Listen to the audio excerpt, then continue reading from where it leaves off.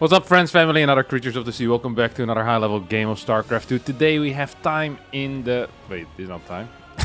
We have time in the top right. And we have Rogue in the top left here on the Stargazers. That's a tiny error there. Time playing Zerg. I was like, oh, wait a second. I don't think this guy is Zerg. For some reason, in my mind, the blue was time here. Well, it happens to the best. Alright, pool after the hatchery for Rogue, and we have a standard opener coming out of time as well. It is Stargazers. Now, for the people that have not been watching any of the new maps yet in tournament play, and let's be real, that's completely possible. Let's just explore this map a little bit. Stargazer is a map which has a relatively easy to take natural, or a very easy to take natural, depending on which one you want. This is indeed a pocket base, which has full mineral saturation, 8 mineral patches, as well as 2 regular gases. However, it is blocked by 2, well, what do you call them? Small mineral patches. Each of these contain 10 minerals each, which is 4 trips of an SCV, or 2 trips of 2 SCVs, or 1 trip of 4 SCVs, etc., etc. This means that a third base or a fourth base can be taken relatively easily, very safely in the back base. And because of that, we very often on these types of maps, we see things like 4 orbital openers. Rather than getting that 4th planetary, getting a little bit of a boost in money, adding a couple of extra scans over a longer period of time as well for the Terran player. In general, the first 4 bases are pretty easy to defend. Well, actually, let's make that the first 5 bases are pretty easy to defend, because you don't have too many different paths to defend. You have this one, and this one. You can see this is kind of choky. This is really choky, especially if the rocks are still up, and this area cannot really be attacked. Now, there is a way where you can attack this, and that's by mining out these mineral patches, but they're 40 minerals each, which means 8 trips per mineral patch, and it's really easy to spot. I mean, you put a depot here, you see some drones arriving, it's like, alright, I can just put a marine or a mine on top, and that party ends as well. And even if these patches do get taken out, I mean, this is a really small ramp. This is just a standard sized ramp to get up to. It's not easy to maneuver your entire army up there. You do have the issue, of course, of Nidus worms on a map like this. You always have the issue of Nidus worms, but on a map like this, there's just a lot of kind of... it's not dead space, but it's just dark space in your base, right? So this all connects with your main base.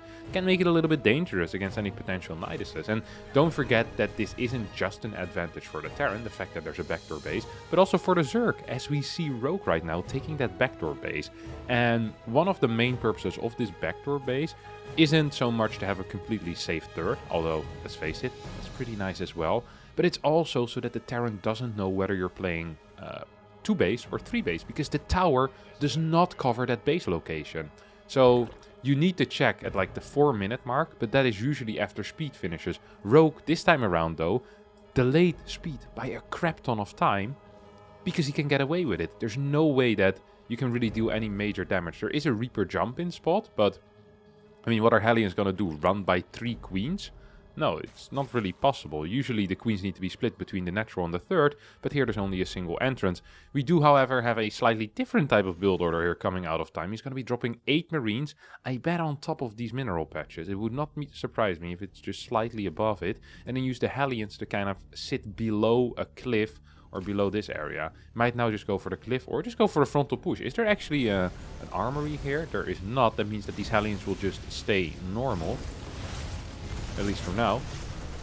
First queen is going to most likely get taken out. One more volley of these Hellions, and indeed it does fall. A couple of drones will die as well here, as all of these links are still slow links, and now Rogue probably regretting delaying that for so long. Links are, well, kind of going to connect with some of these Hellions. These Marines taking a fair share of damage as well. And I think this is the point where we might see a rotation coming out of time, picking up these Hellions and dropping them in towards that third base. And that's indeed what we're going to be seeing. And now the rotational speed of these queens is a little bit too slow. Luckily, at this exact moment, Metabolic Boost ends up finishing up. So that is a perfect defense so far coming out of Rogue. And that means that Time probably isn't too happy with that early game. I did not manage to kill a whole lot.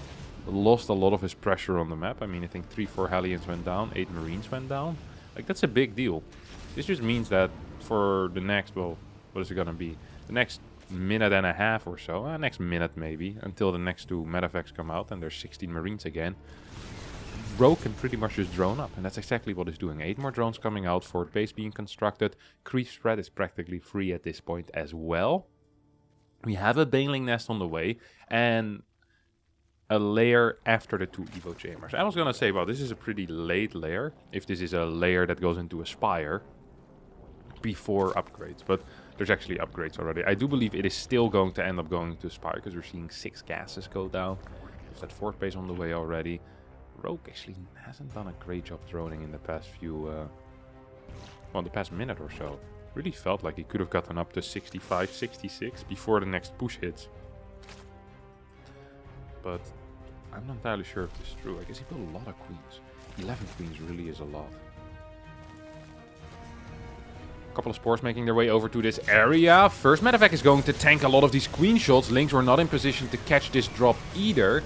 More queens are now transferring over. Drone pool in order to defend a 2-1-1 type of follow-up push. Ay, 9 drones going down for, well, not that much honestly yet. 2 queens also going to die here. Now all the other queens are going to arrive. No transfuse though. Now we get a couple of transfuses going. This queen will most likely stay alive. 9 drones dying though. That is a very big deal. Spire is on the way. 1-1 is on the way as well right now. But 1-1 is faster here for Time, who's already starting. Yep, his turret. He says, hey, there's no upgrades yet on those links. It felt like he didn't have enough crap. I've seen a lot of gases as well, or at least I've seen double gases being taken at this base. That's kind of suspicious. This most likely is going to be Mutas. Starts throwing down turrets in 2 out of the 3 bases. 4th command center is already on the way. That 2nd factory is starting now as well. And I wouldn't... Well, getting a Thor the moment the armory finishes might be a bit much immediately, but could be a possibility. Ah, this 4CC is very important. Huge run by here, out of Rogue.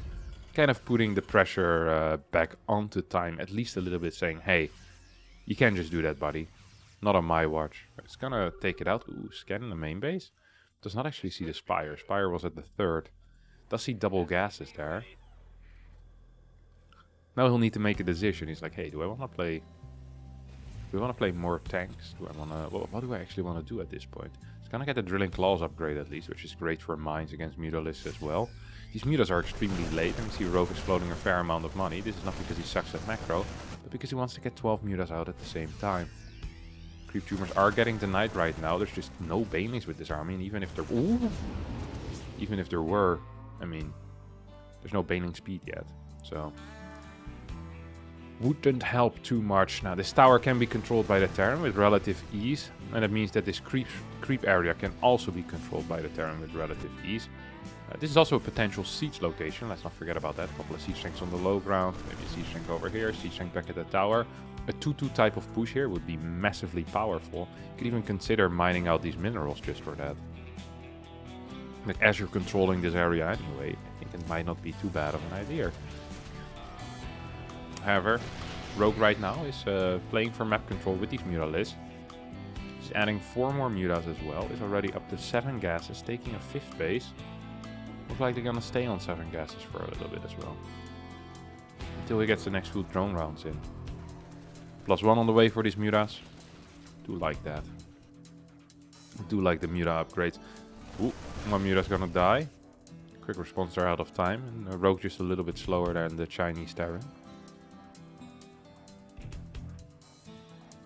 Thor just finishing up now. That's Thor number 1 popping out. Drilling Claws has finished up. Vehicle plating is going to be the preferred upgrade here for Time rather than the vehicle weapons. It seems to be a very common thing for Terrans to do, wanting the Widow Mines as well as the Thors to just stay alive for a little bit longer. Ooh, this is a good movement with these mutas. Is it enough mutas to really engage into turrets though? I don't think you can take out 3 turrets. Rogue agrees with me, but only after losing a muta once again. That's the 2nd muta that goes down for free. It's not a huge deal, but every single time you rotate somewhere with mutas and you don't get anything done and you lose a muta, just means you also lost a lot of time, right? Because the muta isn't a great late game composition unit. It's not, you never really see that, you know, 35 ghosts against 50 mutas. No, the muta is a unit that you slowly but surely just kind of transition out of into the late game stage. Or you need to continuously be doing a lot of damage. If the game is too stable, mutas become, well, kind of bad, honestly. This Thor is going to save out this turret, and once again, Rogue gets absolutely nothing done. Time is allowed to set up a massive push. There's not quite enough AoE here, though. Does manage to split a lot of these Marines. Good mine hits, holy crap. That was huge. But now there's still a bunch of Banes remaining. This felt like a move command on top of that Thor. And Rogue in a world of trouble. There's still, what, 10, 15 Banelings remaining. 9 Banelings remaining. I'm just going to continue moving forward here. Only 4 Medavacs, so these Marines are going to, well, have slightly lower HP than ideally he would want, maybe. There's 1 mine in the front. Boom! That's 3 kills as well here. Mutalisk count is at 16.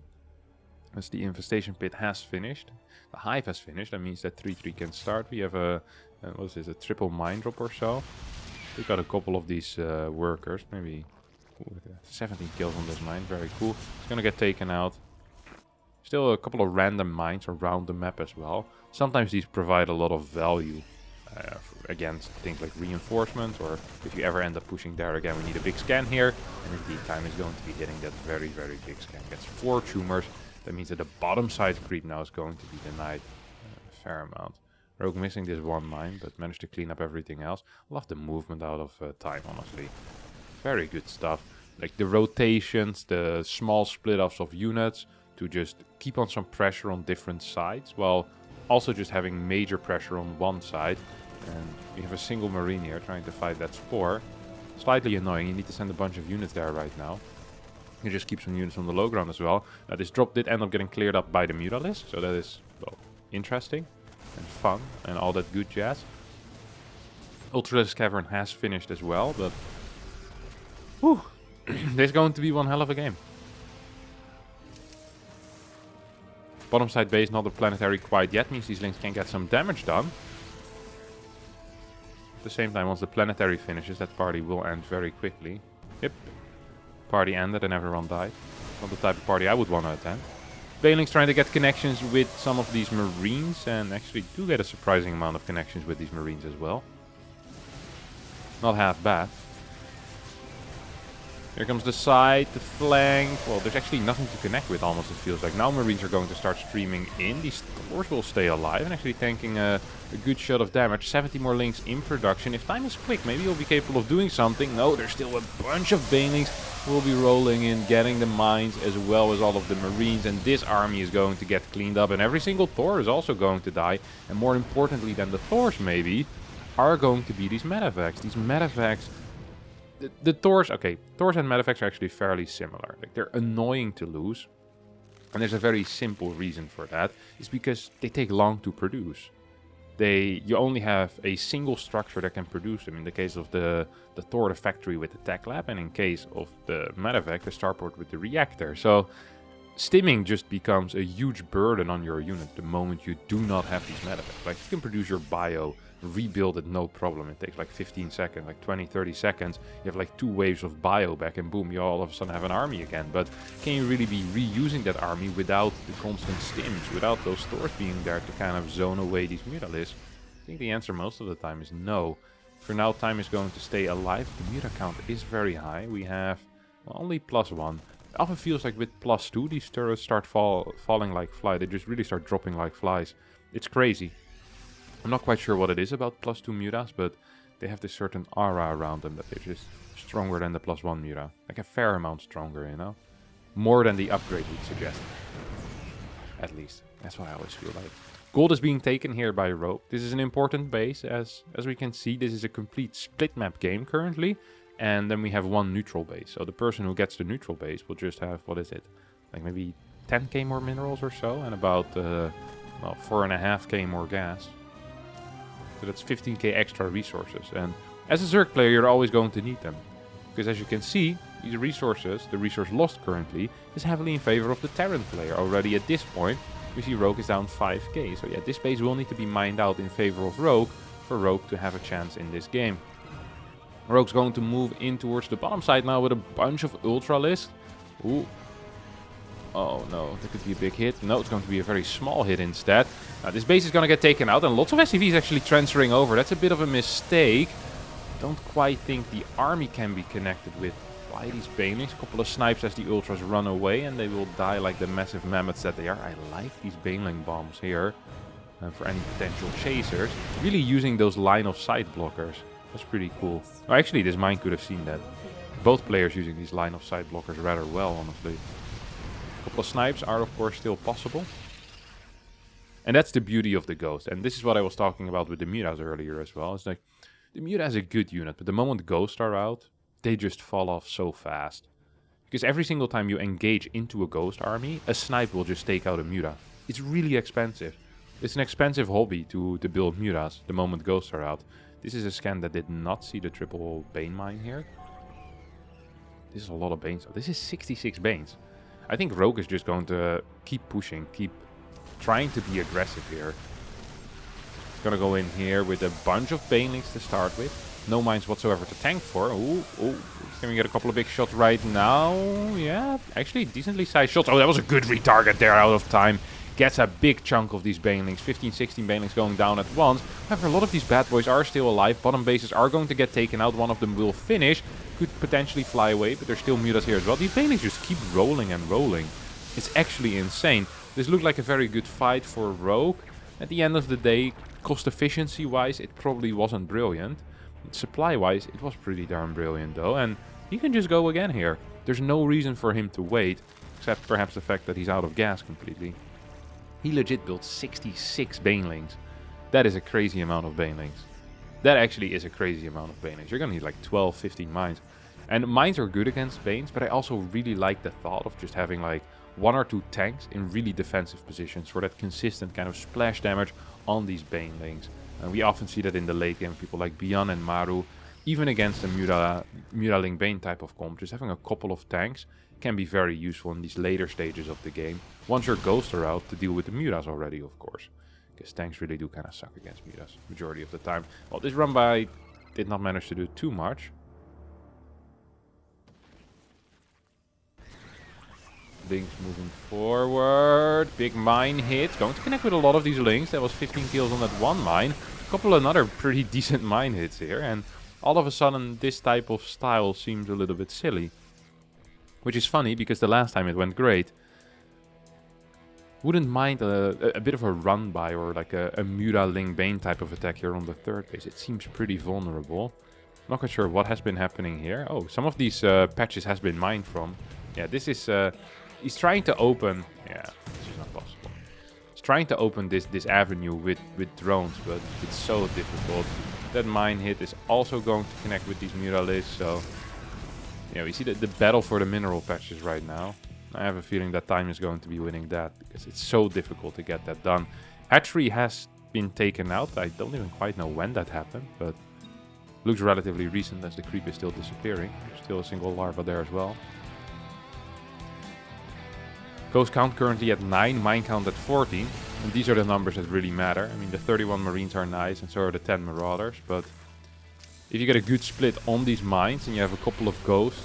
What's this, EMPs? You just EMP that army, that makes no sense. Tank is here as well. We need some good splits on these Ghosts. Back on towards the mines. Overseers are not available with this army, and that means every single time that Rogue is forced back is that these Ghosts just get a couple of snipes off, either on Banes, Mutalisk, or even on an Ultralisk like what happened right here. You see a lot of creep disappearing right now, and I think that is a good thing for Time.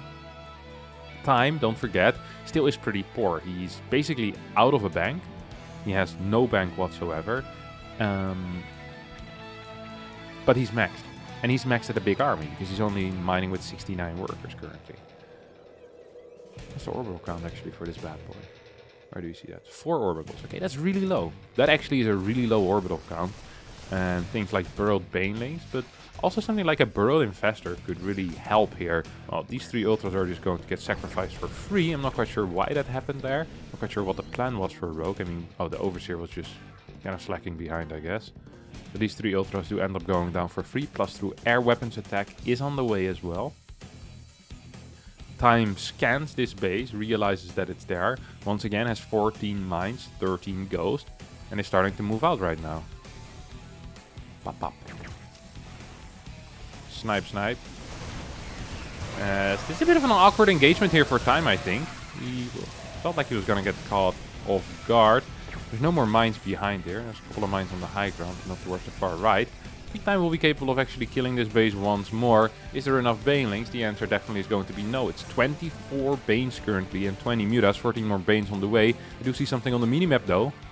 as Time has left this area unattended right now. There's still one mine in the far back, but it should really be at this mineral patch, and that means that soon the main base is going to be open for all types of attacks, and that actually could be a massive issue. Now this mine is going to get taken out.